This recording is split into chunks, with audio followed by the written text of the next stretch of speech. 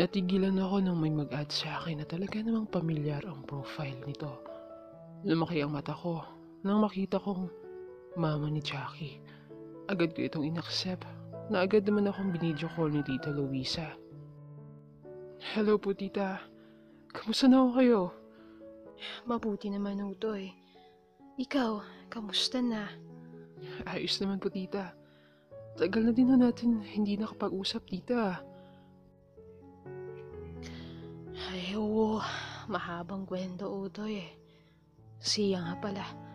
Kamusta na si Jackie? Alam kong galit sa akin ng batang yon. Baka sa mukha nito ang labis na kalungkutan. Okay naman po tita. Magkalapit lang po yung boarding house namin ni Jackie.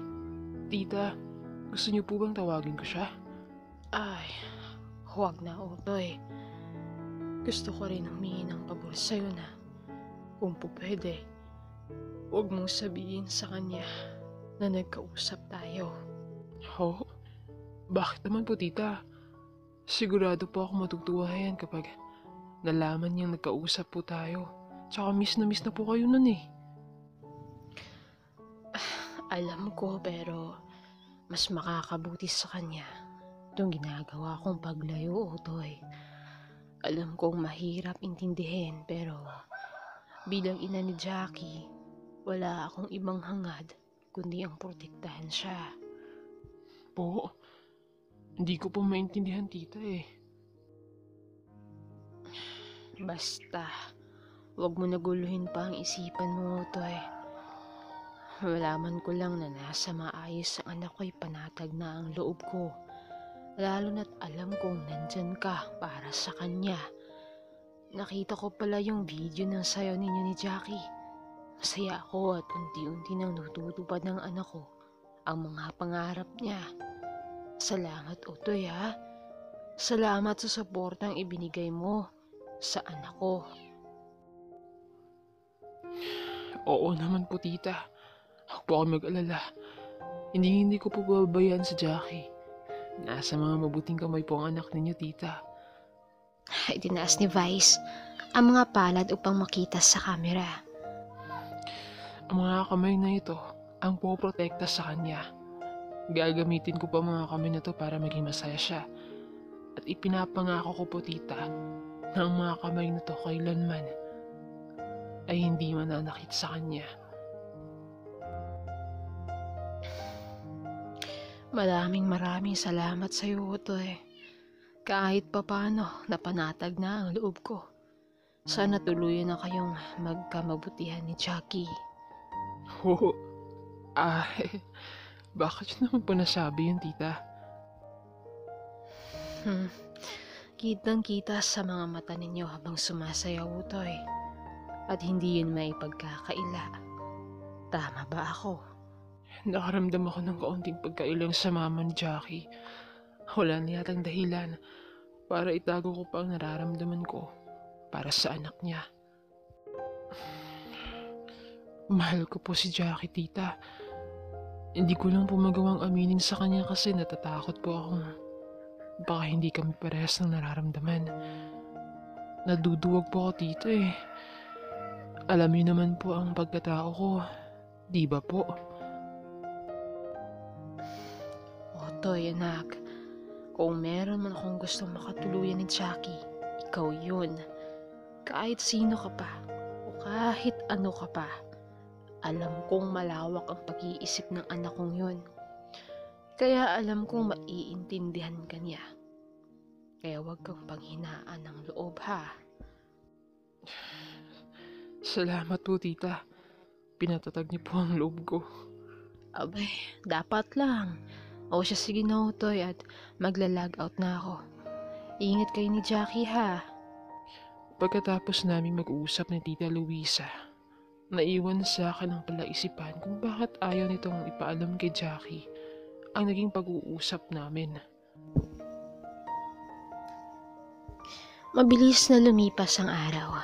Walang nagawa si Jackie kundi tiisin ang lahat ng pagkakataong andyan si Bella sa buhay nilang magkakaibigan. Araw-araw itong walang sawang bumubuntot kay Vice. Buong linggong laging sira na naman ang araw niya. Jackie, okay ka lang? Punas sa kanya ni Mika. Halata kasi sa mukha niyang matamlay. Okay lang. Medyo masama lang yung pakiramdam ko. Ngunit ang totoo, parang tinutusok ang puso niya habang inaalalang magkasama sina Bella at Vice ngayong nag-grocery. Hindi na siya sumama kasi mas lalo lang sasama ang pakiramdam niya. Kasalukuyang nakahiga si Jackie ngayon sa kama nang biglang dumating si Tom. Hi Mika, si Jackie. Andun, kanina pa nga matamlay. Masama daw ang pakiramdam. Ha? Bakit naman? Dali-daling pinuntahan ni Tom si Jackie. Bit-bit ang malaking kulay pink na teddy bear. Nilapitan ng binata ang nakapikit na si Jackie at hinipo ang noo. Agad naman nagmulat ng mga mata ang dalaga. Oh, Tom, nandiyan ka pala. Huwag ka na bumangon, Jackie. Mainit ka. Uminom ka na ba ng gamot? Hindi eh. Sige, bibili lang ako Wait, para sa'yo nga pala to, Jackie Para sa akin yan. Ang ganda. Ang ganda naman. Salamat, Tommy. Ang laki naman ito. Sarap yakapin. Buti naman nagustuhan mo. Sige na, Jackie. Pahinga ka muna dyan, ha? Bili lang ako ng gamot. May gusto ko bang kainin? Wala akong gana, Tom. So okay. Bilan na lang kita ng fruits. Babalik ako agad, Jackie. Pagkatapos magpaalam saglit ni Tom, pababa na siya ng hagdan. Nang magkasalubong sila ni Nina Vice at Bella, paakyat ng kwarto ni Jackie. Agad naman sila nagbatian ni Tom at Bella. Oh, Tom. Nandito ka. Dinalaw ko lang si Jackie. Bibili lang ako ng gamot saglit. May sinat kasi siya. Sige, mauna na ako, Vice. Bella. Ha? Ganun ba? Sige. Binilisan ni Vice ang mga hakbang paakyat ng kwarto ni Jackie. Kaya naiwan si Bella, nakasunod sa kanya. Pagpasok ni Vice, agad bumungad sa kanya ang nakahigang si Jackie katabi ang isang malaking kulay pink na bear. Sa isip niya ay galing na naman ito kay Tom.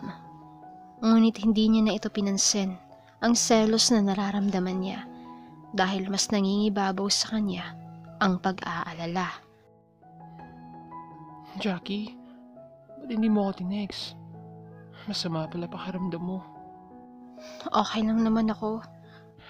Ay nako, ikaw talaga. Kumuha si Vice ng maligamgam na tubig at basahan upang punasan ang mainit na katawan ng dalaga. Halos umapoy naman sa selos si Bella. Bella, pwede bang makisuyo? Paabot naman ng isang cup noodles Yung ginorser natin kanina, pakilagay na lang din ng mainit na tubig, please. Para makakain si Jackie. Okay. Binalingan naman ni Vice ng tingin si Jackie. Para magkalaman naman yung tiyan mo, sis. Kakain ka, ha? Isang matamlay ng ngiti ang gumuhit sa mga labi ng dalaga. Oh, ito na. Kumain ka na. Sabi nito matapos i-prepare ang isang cup noodles. Thanks, Bella. Sige na, kainin mo na to, Jackie, habang mainit pa. Subo. Sabi nito na pabebing paraan. Napangiti tuloy si Vice sa kaibigan. Ikaw talaga. Sige na nga. Say Hinipan at sinubuan nito si Jackie. Hamag nangingit-ngit naman sa selos ang nakamasid na si Bella.